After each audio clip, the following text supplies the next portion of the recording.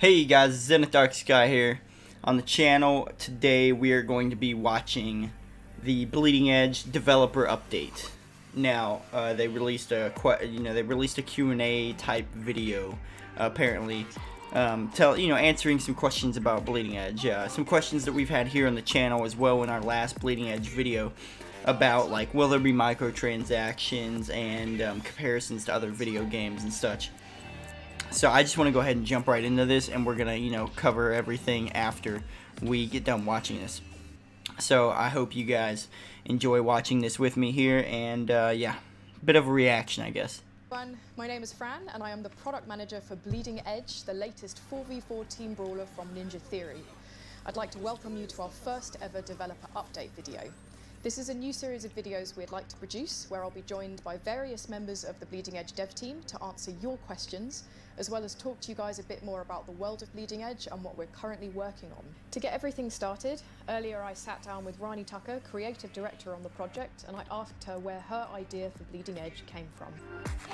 Okay, so where did her idea for it come from? Sure, they also released a media pack the other day. For those of you who aren't aware, if you want to make Bleeding Edge videos or whatever yourself, that has like animations like you just saw, and title overlays and pictures and stuff like that, you can use PNGs and stuff for the characters. Check that out. Check that stuff out. It's over on the website. You go to their website, click the media tab, and they look like they're using it in their videos as well, kind of to show people, probably to show people a little bit what you can do with their media pack. Had a rich heritage in third-person combat action, so we wanted to kind of take that forward, take it to the next level, see where we could go with it. At the same time, myself and a bunch of the team, we love to play competitive online games, so it was sort of a natural combining of this thing we love to play, this thing we love to make, into something new. And yeah, started there about 3.5 years ago, and then here we are now. Our next 3.5 years of development so far. When a new game is announced, it's pretty common for the gaming community to compare it to pre-existing titles. In the case of Bleeding Edge, the most common comparison we have is Overwatch. Sure, I don't understand why Overwatch is the common comparison. I guess I get it because of you get to pick your characters and your heroes, your champions, whatever you want to call it. But I would compare the combat and everything like that specifically way more to like a MOBA, like I have been. I haven't seen anyone else making that comparison, and I might be incorrect on that, but the combat feels very skill. But oh man, I'm sorry to this lady. I caught you at a bad time on that pause. I'm sorry. There you go. That's a little better. But I mean, Overwatch is a good comparison because Overwatch was a good game for a long time. It's just one of those things that I'm like, I don't really see the Overwatch comparison. The animation, the style, and everything looks vastly different. The combat looks insanely different to me as well. I guess if everyone was Genjis with a couple of extra skills or something, it might look a little bit better. Like, the comparison might look a little better. The game looks fantastic. A MOBA is what it feels like to me because it's got the skill shots and it's third person, not third person isometric, but third person like Smite and stuff. And I'm not a huge fan of Smite, but it feels more like a MOBA to me. I don't know. You guys tell me in the comments what you think. Bleeding Edge had its roots more in like a MOBA. So we started off with kind of towers and minions and lanes and this type of thing. See? But we found as we played the game... So they did have towers and minions and stuff and lanes originally. See? I fucking knew it, dude. I kept saying to people, I was like, yo, this game plays like a fucking MOBA. I was like, this plays like a MOBA without the towers and minions and lanes. I mean, you can go back on my other videos and check me on that shit. Sort of told us what it wanted to be, and it sort of led us away from that because it was hard to hold kind of that level of strategy in your head at the same time as playing in third person.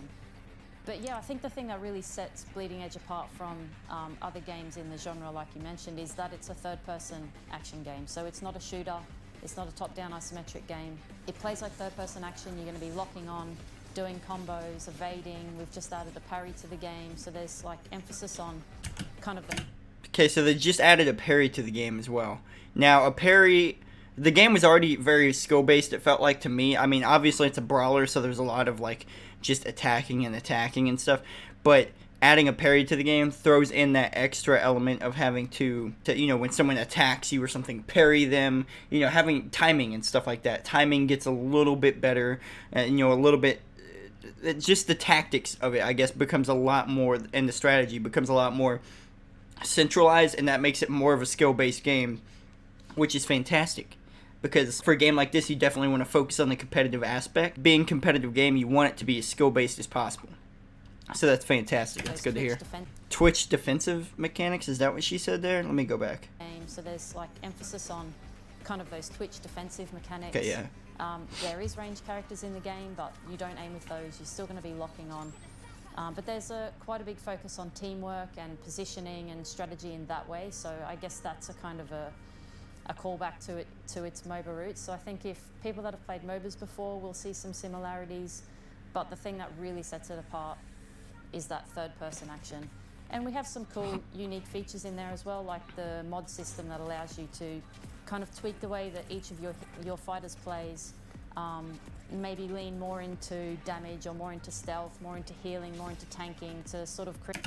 And see, that's an interesting aspect to me as well. You can take a squishy character and you could make them more of a tank or something. Obviously, I don't think that would go far as to where you could amp up their health so much to where, you know, they're completely a tank character at that point.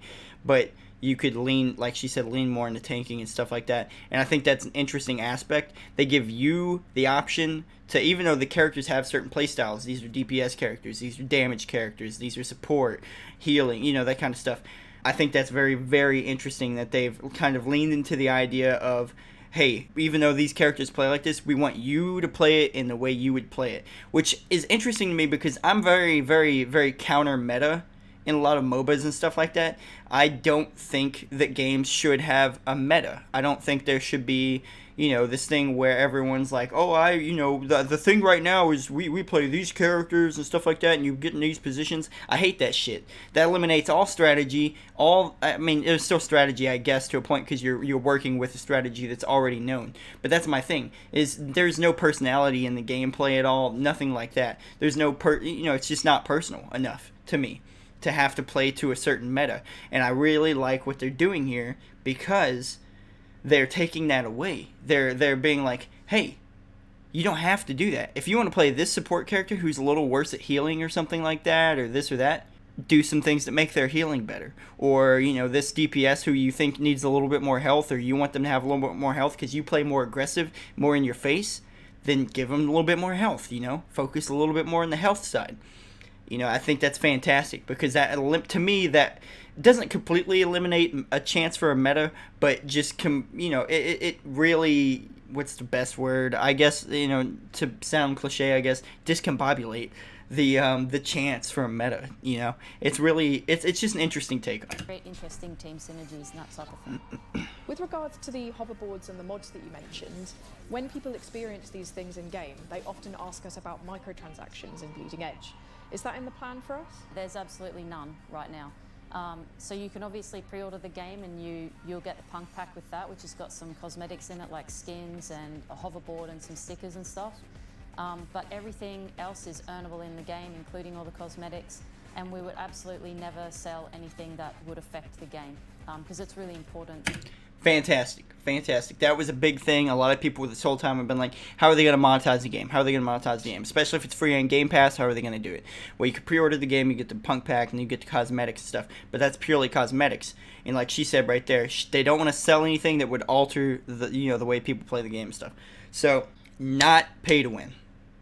That is the most important thing to me as a game of service, or whatever it's attempting to be. It's crazy to me, you know, that they're going to be like, you know, we're not going to do pay to win. It sounds like they are, you know, kind of interested in the idea of cosmetics, but right now they said there's no microtransactions planned or whatever. But see, to me, I feel like they still need to monetize the game a little bit more, because there's going to be a lot of people playing the game just freely on Game Pass. And I'm sure they get a little money from that. But I feel like that's not enough money. I don't know, though. I don't know the way Game Pass works. If you guys out there know the way Game Pass, other games are monetized under Game Pass, then feel free to tell me in the comments, because I don't know. I 100% don't know. But to me, I feel like there should be some kind of monetization. And I'd be okay with cosmetic microtransactions. I think a lot of people would be like a battle pass, or, you know, something anyone else is doing. I mean, everyone else is doing just fine on it, you know. So I think it'd be interesting to, you know, if they monetized a little bit, as long as it's not pay to win. And she sounds like they're very devout against that, so that's fantastic. That's the best thing that came out of that part right there. Is just, as long as they're not pay to win, I don't care. I wouldn't even care if this is me personally, so don't hate me for this, But me personally, I wouldn't even care if every cosmetic in the game, like besides the ones that come in the base game, was, you know, you had to pay for it after that. I know a lot of people would, though. A lot of people, because there's people out there that, you know, they don't have the money. I don't have the money really to do that, because I feel like they do need to monetize it. But my main point when saying that is I don't care if they do that as long as they avoid pay to win. So that's kind of my thoughts on that. But let's keep going here. That it's a competitive game, right? We don't want to affect the competitive nature of the game by selling things. That was Rani Tucker, our creative director. And if you guys have got something you want to ask us, just head on over to our forums, the Discord, or chat with us on social media. Okay. Now, we'd like to invite all of you to team up and cause chaos in our first ever closed beta weekend. If you'd like to get involved, just head on over to bleedingedge.com to pre-order the game. Otherwise, if you've got an active Xbox Game Pass membership, you'll automatically be granted access. That's all we've got time for today, but thanks very much for watching, and we hope to see you on February 14th in the beta. Awesome. Okay, so we got some good info out of that. Obviously, not all the questions are answered. Like, will there be a ranked, you know? But I assume there will be, because she's talking about competitive gameplay and everything. So the fact that she's talking about competitive gameplay and wanting competitive gameplay to be, you know, the central idea of the game, not wanting it to be pay to win, tells me that there will be a ranked. You know, they are definitely more focused on the idea of having ranked gameplay, and I think that's wonderful. I think that's the best thing that she could have said to answer that right now, especially since, you know, the game's not out, and it's still, what, 2 months? No, a month and a half or so away from, you know, coming out from the day I'm making this video. Microtransactions, none so far. If they do, I'm gonna go ahead and go out on a limb and say if they do, it'll probably be in the form of cosmetics, no pay to win. Fantastic. That's the best thing there. Ranked. They still need to answer the question 100%, but I would say it sounds like there's plans to be ranked. It did come from a MOBA, not Overwatch, which I told you guys, man. I told you guys that was, I knew it, dude. I knew 100% that was where it came from. I was like, it has to be where the idea for this game came from. Anyways, oh yeah, they told us they had a parrying system now, which is fantastic. We're gonna have to wait to the beta to see how well it plays out, since that is a new mechanic. And I kind of feel like it's late in the development cycle to implement that. But I'm not a developer. I don't know how it works 100%. If you guys know anything about that, hit me in the comments. If you guys have any more questions, but you don't think they'll answer you on the forums or anything like that, or your question will get enough attention on the forums, or will get their attention on social media, tell me. I've been pretty decent so far with getting a little bit of attention from them on social media. So far, I've tweeted at them a couple times, and we've exchanged some messages, which is basically, you know, I was like, hey, I'm going to be transparent about it. Is me asking, hey, is there a partnership, sponsorship type thing we can do?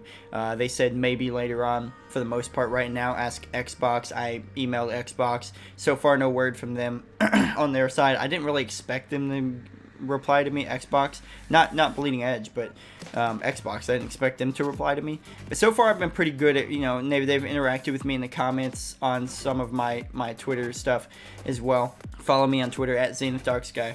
If you want to see some of that, there's interactions and whatnot. Yeah, dude, I'm excited. But anyways, what I was saying, if you have any questions or anything, hit me in the comments, and I might make another video with all the questions and stuff, or I might just message them with more of the questions, or, you know, I might try to build some attention for those specific questions myself, and, you know, we'll see if we can get any more answers out of them. They said they want to keep doing this type of thing. This is just the first part of it, so I'm sure they've got more questions backed up anyways.